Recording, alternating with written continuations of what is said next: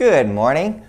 The Herodians and the Pharisees in our gospel today think they can pull one over on Jesus. They've got the ultimate scheme going. They've planned it out. They think to themselves, let's butter him up and let's ask him if we should abide by the laws of Caesar or not.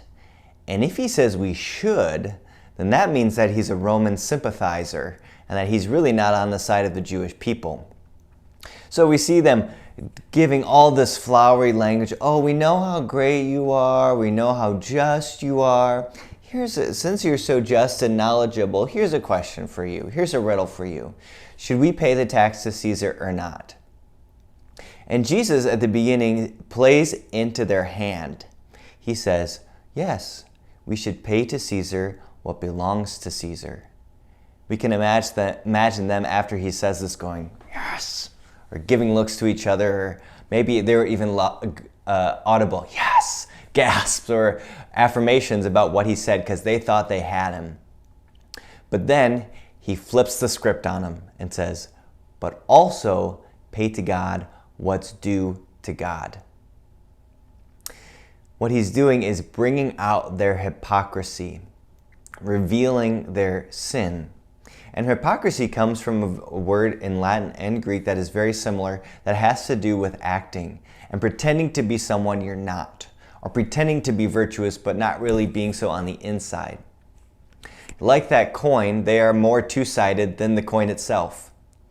They are pointing out Jesus points out to them their own hypocrisy and showing to them what's more important, the call to obey our civil authorities or the call to obey God. God is always inviting us to something bigger. God is always inviting us beyond ourselves, beyond what seems humanly possible, to something almost superhuman. He's calling us to be like Christ. And so what's interesting is Jesus doesn't play into their hand. He doesn't respond to their hypocrisy by calling them hypocrites, but pointing it out to them. And I think it's really easy for us that we allow sin the response of sin to be sin, the response of violence to be violence, the response of discord to be greater discord, the response of hurt to be revenge.